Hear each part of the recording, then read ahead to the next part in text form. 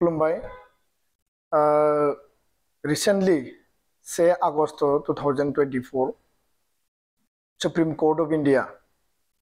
the honorable the highest court the court SC ST reservation आरो सब classification नि सायाव जि मोनसे राय दान होदों आरो बेयाव पान्जाब आरो अन्ध्र प्रदेशनि मोननै केस दंमोन बे केसखौ जाजमेन्ट होनो थांनायाव इभि सिनाया आरो इन्द्र सावनि बे मोननै केसनि एगेन्स्टआव 7 जजेस बेन्च आरो बेयाव chief justice of India CJI DY चन्द्रचूडा दङमोन आरो गासै माखासे जाजफोरा दङमोन दा बे जाजमेन्टखौ लानानै स्पेशली शेड्यूल कास्ट आरो शेड्यूल ट्राइब जोंनि जि एसेसमेन्ट दुलाराय बर' फरायसा आफाद आरो जोङो एभरि इन्डिविजुअल लेभेलाव जोङो बेखौ एसेसमेन्ट खालामनांगोन आरो जोंबो स्टाडि खालामबाय थादों टोटेल जि नैबे 565 बे पेजेसनि जि मोनसे जाजमेन्ट बे जाजमेन्टखौ लानानै थारैनो अल ओभार इन्डियानि जेसेबां जोंहा शेड्यूल कास्ट आरो शेड्यूल ट्राइब्स दङ ट्राइबेलफोर दङ बा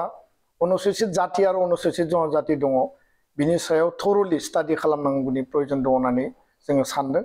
दा बेखायनो बेनि प्रिलिमिनारि माखासे जि बाथ्राफोर जिखौ जोंनि नोजोराव फैदों बे बाथ्राफोरनि सायाव बर' हारिनि गेजेराव बा नर्थ ईस्ट इन्डियानि ट्राइबेलफोरनि गेजेराव बिनि इम्पेक्ट आरो बिनि फिउचार कन्सिक्वेन्सआ मा जागोन बे बाथ्राखौ लानानै जोङो नोजोर बोनो नागिरदों आरो बेयाव एमंग माने शेड्यूल कास्ट जि सेन्ट्रेलाव 15% मोनो आरो एमंग शेड्यूल ट्राइब जि सेंट्रल रिजर्वेशन नेशनल लेवलाव 7.5 बेयो सब क्लासिफिकेशननि बाथ्राखौ बेयाव बुंनाय जादों आरो सेकेन्ड बाथ्राया जाहैबाय जे स्टेट लेवलाव जि मोनसे जोङो दा रिजर्वेशन मोनदों ST आनो जा SC आनो जा बेखौ सब क्लासिफिकेशननि बाथ्रा बुंदों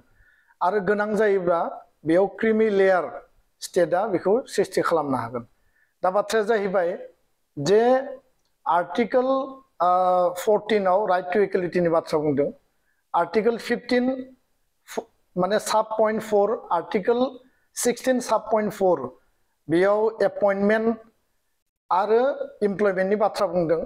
आरो बेयाव एडमिशननि बायदिसिना बेयाव एजुकेशन मेटारखौ बेयाव बुंनाय जादों दा बेयाव स्टेटआ बैकवार्ड क्लासनि थाखाय बा SC ST नि थाखाय स्पेशल प्रोविजन बानायनो हायो बेयो भारतनि संबिधानाव दङ किन्तु एखे लेटारैनो आर्टिकल 341 आरो आर्टिकल 342 इन्डियायाव भारत संबिधान दानाय समाव जेला BR आम्बेडकारा भारतनि संबिधानखौ सृष्टि खालामो बे समावनो बेयाव 341 आरो 342 नि गेजेरजों शेड्यूल ट्राइब आरो शेड्यूल कास्टनि थाखाय स्पेशल बेयाव मोनसे व्यवस्था खालामनाय जादों आरो बिनि आइन बानायनाय रिजर्वेशन होनाय आरो रिजर्वेशनखौ निर्धारण खालामनायनि जि फुल माने अथॉरिटी बे अथॉरिटीया जाबाय राष्ट्र प्रेसिडेंट अफ इंडिया आरो बेखौ पार्लियामेन्टआव थ्रू लेजिस्लेशननि गेजेरजोंसो आइन बानायनो हायो आरो राष्ट्रपतिया बिनि सायाव गावनि माने डिसिजनखौ होगोन किन्तु दिनै जों नुबाय जे 341 आरो 342 प्रोविजनखौ माने कमप्लिटली बेखौ नोहेर खालामनानै दिनै supreme court of India judicial मोनसे जाजमेन्ट होनायनि गेजेरजों भारताव थानाय शेड्यूल कास्ट आरो शेड्यूल ट्राइबनि फिउचारखौ बिथांमोना डिटारमाइन खालामनो नागिरदों आरो बिनि गेजेरजों आर्टिकल 142 आव सुप्रीम कोर्ट अफ इंडिया बा जुडिशियारि मेटारखौ सुप्रीम कोर्ट अफ इंडिया जाजमेन्ट होनायनि बेयाव व्यवस्था खालामनाय जादों दा बे खालामनायनि गेजेराव जों नुबाय जे 341 आरो 342 खौ टोटली डाइल्यूट खालामनानै 142 जे भारत संविधाना शेड्यूल कास्ट शेड्यूल ट्राइबनो बा डाउनट्रोडन कम्युनिटीनि जि मोनसे क्षमता अधिकार आरो बिथांमोननि प्रिभिलेज जे राइट्सखौ होनाय जादों आरो जेराव संविधानानो बिनि मालिक बा बिनि अथॉरिटी बेखौ दिनै सुप्रीम कोर्ट अफ इंडिया थोंजोङै गावसोर जाजमेन्ट होनानै गावसिनि लेभेलजों लांनो नागिरनायखौ जों नुबाय राष्ट्रपतिया बिनि फुल अथॉरिटी पार्लियामेंट अफ इंडिया पलिटिकली बिनि सायाव डिसिजन लागोन लेजिस्लेशन खालामगोन आइन बानायगोन आइन प्रनयन खालामनानै शेड्यूल कास्ट आरो शेड्यूल ट्राइबनि फिउचारनि थाखाय बिथांमोना डिसिसन लागोन किन्तु पार्लियामेन्टखौबो नहेर खालामबाय राष्ट्रपतिखौ नहेर खालामबाय 341 342 आर्टिकलखौबो नहेर खालामबाय आरो गासैखौबो खालामजोबनानै दिनै एकेटा कमिउनिटि माने हमना लाबाय नर्थ इस्ट इन्डियायाव बा सारा भारताव गोबां शेड्यूल कास्ट शेड्यूल ट्राइब दङ आरो नर्थ इस्ट इन्डियानि बाथ्राखौ बुङोब्ला आसामनि बाथ्राखौ बुङोब्ला आसामाव 14टा ट्राइबेल कमिउनिटि दङ फर एग्जाम्पल 14टा ट्राइबेल कमिउनिटिनि गेजेराव जुदि बबेबा कमिउनिटिया एडभान्स जादों होननानै जुदि स्टेटआ बेखौ नोजोर बोयोब्ला जिहेतु नैबे जाजमेन्टनि गेजेरजों सेन्ट्रेल गभर्नमेन्टखौ माने इनडाइरेक्टलि बिथांमोना डाइरेक्टलि माने एकाउन्टआव लायाबासिनो नहेर खालामनानै स्टेट गभर्नमेन्टखौ एम्पावर खालामनाय जादों जे स्टेटआ बै शेड्यूल कास्ट आरो शेड्यूल ट्राइबनि गेजेराव साब क्लासिफिकेशन खालामनो हायो आरो बेखायनो आसामनि 14टा ट्राइबेलनि गेजेराव बबेबा ट्राइबेल कमिउनिटिया जुदि एडभान्स जादोंब्ला बे ट्राइबेल कमिउनिटिया बे सुबिदाखौ मोनथ'आबासिनो एकदम जायफोरा बन्चित जानानै दङ बिथांमोनासो मोननांगौ बेबायदि मोनसे डिभिजन बेयाव माने परिबेस मोनसे फैगोन किन्तु ट्राइबेल एज ए जोङो ट्राइबेल हिसाबैनो जों नर्थ इस्टआव आसामाव जों इउनाइटेडलि दङ होल ओभार इन्डियाबो जों इउनाइटेड बे इउनिटियाव डिभिजन फैनो नागिरनाय मोनसे थासारिखौ जों नुदों नैबे केसा पान्जाब आरो जि अन्ध्र प्रदेशनि केस बियो शेड्यूल कास्टनि माने मेटारनि थाखाय मोनसे केसमोन किन्तु बेयाव शेड्यूल कास्टजों लोगोसे शेड्यूल ट्राइबखौ दिनै लाबोनानै होफैबाय फारसेथिं जुदि मोनसे कमिउनिटि हमना लाबाय नों बर' कमिउनिटि राभा बा टिवा बा मिसिं बे कमिउनिटिनि गेजेरावबो जोङो ट्राइबेलनि गेजेराव 10% रिजार्वेशनखौ जों मोनगासिनो दङ 10%नियाव सोर कमिउनिटिया बेसेबां मोनगोन बेयाव जुदि जोङो नायो इन्डियानि बेलायाव नेशनेल लेभेलाव एसटिया 7.5 मोनो आरो एससिया 15% मोनो फारसेथिं ओबिसिया 27% आरो ईडब्लिउएस इकोनॉमिकली वीकर सेक्शना 10% टोटल रिजर्वेशना दिनै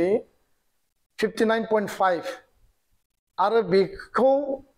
माइनास खालायोब्ला 100 निफ्राय 40.5% जाबाय आनरिजार्व केटेगरिनि थाखाय दा बे जे रिजर्वेशन कोटा आरो मोनसेथिं आनरिजार्व जेराव ट्राइबेला मेरिटआव थाङोब्ला आनरिजार्वआवबो बिनि स्पेसखौ मोननांगौ फारसेथिं आसामनि बेलायाव एसटि प्लेननि थाखाय 10% हिलनि थाखाय 5%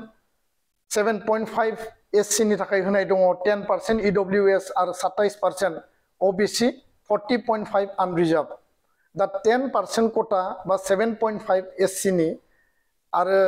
5% जे हिल बे हिल आरो प्लेन एससिनि बे कोटानियाव सुप्रीम कोर्टनि जाजमेन्ट बायदिब्ला जोङो नुयो जे आसाम सरकारा गोसोब्ला बे ट्राइबेल कमिउनिटिखौ भाग खालामनानै बेयाव कोटा रिजर्वेशनखौ विदिन द कोटा 10% नि गेजेराव आरो साब क्लासिफिकेशन खालामनानै विदिन ट्राइबेल मोनसे डिभिजन लाबोनायनि मोनसे पर्याय बेयाव थाहैबाय आरो जुदि नायोब्ला विदिन कमिउनिटि सपोज 14टा ट्राइबेल कमिउनिटिनि आलदा कमिउनिटिनि गेजेरावबो बेयावबो साब क्लासिफिकेशन खालामनायनि गेजेरजों ओबिसिनि बायदि क्रिमि लेयार माने एडभान्स नन एडभान्स बेबायदि मोनसे डिभिजन लाबोनानै दिनै ट्राइबेलनि जि मोनसे इउनाइटेड जि मोनसे जोंनि जि मोनसे एफर्ट आरो बियो अकल इकोनॉमिक आरो अकल एमप्लयमेन्ट आरो अकल एडमिशननि थाखायल' ट्राइबेल रिजर्वेशनखौ खालामनाय जायाखै नो डाउट डाउन ट्रोडन कमिउनिटिखौ बोखांना लाबोनायनि बे मोनसे अबजेक्टिभ बेयाव दङ आरो जिखौ बिआर आम्बेडकारा साननानै जाहाथे जेनेरेल मानसिफोरजोंबो बा आनरिजार्व कोटायावबो कम्पिट खालामनो हायो मेटारा जाहैबाय ससियेल पॉइंट अफ व्यू जों नायनांगोन सामाजिक दिगाव जे बबेबा कमिउनिटिया बबेबा सेक्शना जुदि माने नांगौ बायदि रिप्रेजेन्टेशन खालामनो हायाखैब्ला बा इक्वेलिटियाव जुदि मिट खालामनो हायाखैब्ला बिनि थाखाय सरकारा बिसेस माखासे पलिसि एडप्ट खालामनांगोन जेराव आर्टिकल 15 सब क्लज 4 आर्टिकल 16 सब क्लज 4 आव बे बेबस्थाफोरखौ होनाय जादों स्टेटआ बिनि थाखाय मेजार लानो हानाय अधिकार दङ लेजिस्लेटिभ माखासे आइन बानायनो हानाय मेजार दङ किन्तु सुप्रीम कोर्टनि जि मोनसे बेयाव जि राय सारा इन्डियायाव दिनै जोङो एनालाइज खालामदों बयनिबो जों भिउसफोरखौ नायदों उकिलफोरनि भिउस नायदों इन्टेलेक्चुएल माखासे प्रफेसार्स माखासे जायफोरा माने सिनियर मोस्ट रिपर्टार बिथांमोननि भिउखौबो जों नायदों जे बियो मोनसे फिउचाराव ट्राइबेलखौ माने माने डिवाइड खालामनानै उइदिन ट्राइबेल माने कनफ्लिक्ट लाबोनानै ट्राइबेला ट्राइबेलनि गेजेरावनो माने दावहा नांनानै बा ट्राइबेला ट्राइबेलनि गेजेरावनो बे 10% बा 7.5 खौनो माने फाइट खालामनानै बिथांमोनखौ बेयाव बेस्थ खालामनानै बे खामानिफोरखौ मावनो नागिरनाय बायदि जों नुदों फारसेथिं जुदि नैबे पइन्टनिफ्राय जों जुदि नायोब्ला जे सुप्रिम कर्टआ बुंदों जे माखासे डमिनेन्ट कमिउनिटियाल बे सिटफोरखौ साख्रि बाख्रिनि बेलायाव बा गुबुन गुबुननि बेलायाव बिथांमोना जायगा आवग्रिनानै दङ दा बेखौ नायोब्ला मोनसे डेटाया बुङो जे parliamentary committee on the welfare of एससीज एन्ड एसटीज जे माने पार्लियामेन्टआव मोनसे कमिटि थायो बे कमिटिनि रिपर्ट बायदिब्ला जिखिनि डिपार्टमेन्टफोर दङ जिखिनि मिनिस्ट्रि दङ गभर्नमेन्ट अफ इन्डियायाव टटेल मिनिस्ट्रि एडुकेशन माने मिनिस्ट्रि बा नोङो होम डिपार्टमेन्टआनो जाबाय बा नोङो माने रेलवेआनो जाबाय बे मिनिस्ट्रिफोराव मैक्सिमाम पोस्टा दिनै भेकेन्ट जानानै दङ भारतआव जेसेबां ट्राइबेल दङ बे ट्राइबेलनिफ्राय बै सिटखौ दिनैबो कभार खालामनो हायाखै आरो बिनि थाखाय सेन्ट्रेल गभर्नमेन्टआ जेबो मेजार लायाखै दा बेबायदि परिबेसबा बेयाव डमिनेन्ट कमिउनिटिखौ उइदिन द ट्राइबेलनिनो माने माने आपार क्लास ट्राइबेलनिनो मोनसे लवार क्लास बेबायदि सृष्टि खालामनो नागिरनाय जों नुदों वाइरास दिनै जोङो नुयो जे जि आनरिजार्भ खथायाव बेयाव माने बामुन शूद्र बैश्य बा नोङो दलित आरो फारसेथिं नोङो मा होनना बुङो माइनरिटि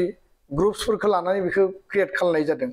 किन्तु बिथांमोना बै लेभेलाव साब क्लासिफिकेशननि बाथ्राखौ बुङाखै दिनै एससि आरो एसटिनि बेलायाव बुंदों आसामाव 12,155 बेकलग भेकेन्सि दङ बेखौ फिलआप खालामनाय जायाखै आरो बेखौ फिलआप खालामनाय बेखायनो माने जायाखसै जे बै टाइमाव बे पोस्टफोरखौ मिट खालामनो हानाय ट्राइबेलनि माने मेरिट बा बेबायदि मोनसे पर्यायनि केन्डिडेट बा माने एसपायरेन्टफोर गैयामोन जायनि थाखाय बे बेकलग जाबाय दिनैबो आसाम सरकारा फिलआप खालामाखै मेजर पोस्टआव जेराव ट्राइबेलफ्रा मोनहैनांगौ बे पोस्टफोरखौ दिनै ट्राइबेलफ्रा मोनहैनो हायाखै दा बेखायनो जेराव बेकलग भेकेन्सि दङ अल ओवर इन्डियानि 45 सेन्ट्रेल इउनिभार्सिटियाव जेराव ट्राइबेलनि रिप्रेजेन्टेसना दिनै नील आरो गोबां जायगायाव दिनै खम माखासेल मिट खालामनो हादों बेबायदि पर्यायाव उइदिन ट्राइबेलनि गेजेरावनो ट्राइबेलखौ कनफ्लिक्ट लाबोनानै डिवाइड खालामनानै ट्राइबेलनि इउनिटिखौ माने नोङो डिवाइड खालामनो नागिरनाय बे जाजमेन्टनि गेजेरजों जोङो नुदों आरो सिडिउल कास्टखौ टार्गेट खालामनानै जोंनि सिडिउल ट्राइबखौ टार्गेट खालामनाय फारसेथिं नोङो बेखौ लानानै अन्ध्र प्रदेश तेलेंगानायाव दिनै स्टेट गभर्नमेन्टआ बुंदों जे जों बेखौ वेलकाम खालामो आरो जोङो एससि सिडिउल कास्टनि साब क्लासिफिकेशन खालामगोन आरो बे मेटारखौ लानानै जोंनि प्रिलिमिनारि भिउ जिहेतु जों दाबो स्टाडियाव दङ बर' हारिनि साफ्रोमबो बा आसामनि गुबुन गुबुन जोंनि ट्राइबेल कमिउनिटिनि लिडार्स ट्राइबेल कमिउनिटिनि जायफोर इन्टेलेक्चुवेल बिथांमोनखौ साननो थाखाय बा स्टाडि खालामनो थाखाय जों खावलायगोन एबसुआ बेखौ स्टाडि खालामगासिनो दङ किन्तु जोंनि प्रिलिमिनारि जि मोनसे थिंकिं बा फिलिं जोंनि आन्डारस्टेन्डिंआ जाबाय बेजों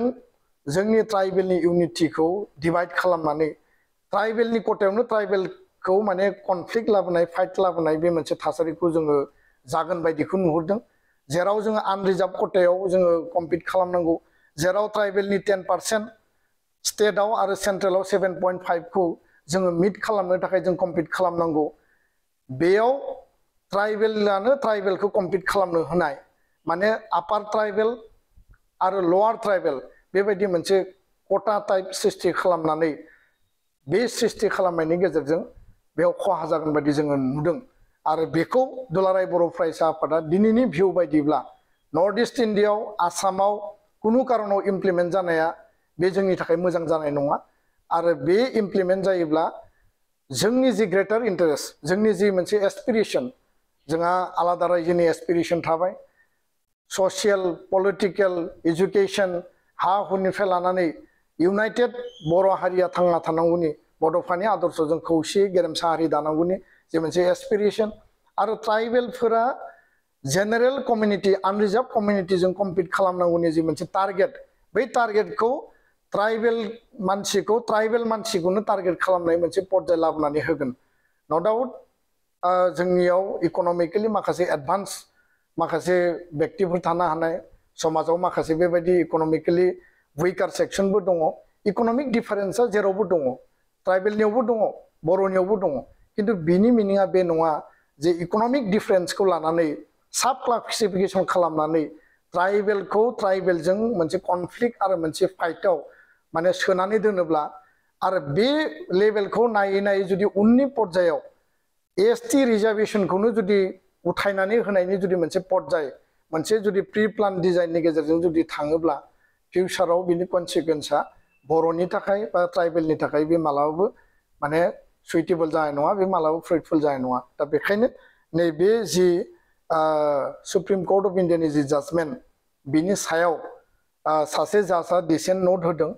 बे जुदि साब क्लासिफिकेसन खालायोबा समाजाव कनफ्लिक्ट फैगोन आरो बिथांमोननि गेजेराव बे इउनिटिया ब्रेक जागोन बे खोथाखौबो बुंदों दा बेखायनो फिउचाराव जोङो गोनां जायोब्ला गासैबो इन्टेलेक्सुयेलफोरखौ लानानै जों सावरायगोन आरो रिथिंकिं खालामनो थाखाय प्रयोजन जायोबा दुलाराय बर' फरायसा आफादा पिटिसन होगोन खारन जिकुनु उइकार सेक्सन शेड्युल ट्राइब शेड्युल कास्टनि डिटारमाइन खालामनायनि मेन्डेट बा अथरिटिया राष्ट्रपतिनियाव दङ पार्लियामेन्ट अफ इन्डिया 341 342 आर्टिकेलनि गेजेरजों पलिटिकल रिजार्भेसनानो जा एजुकेशन आरो नोङो एमप्लयमेन्ट रिजार्भेसननि मेटारानो जा जिकुनु पलिसिखौ लेजिस्लेटिभनि गेजेरजोंसो पार्लियामेन्ट अफ इन्डिया लाबोनांगौ आरो बेयो पलिटिकल एसेसमेन्ट आरो पलिटिकल इन्टारभेनसननि गेजेरजोंसो बे डिसिसना फैनांगौ बे जुडिशियेल डिसिसनजों फैयोब्ला जोंनि ससियेल जि फेब्रिक ससियेल आन्डारस्टेन्डिं जोंनि जि इउनिटि जोंनि जि आइडेन्टिटि बे आइडेन्टिटि आरो ट्राइबेलनि जि मोनसे डाइभारसिटि बे डाइभारसिटिया टटेलि बियो माने डेस्ट्रय जागोन दा बेखायनो प्रिलिमिनारि जि बाथ्राखौ माने बुजिदों बे बुजिनाय खोथाखौ दिनै एसे फोरमायबाय गोजोन्थों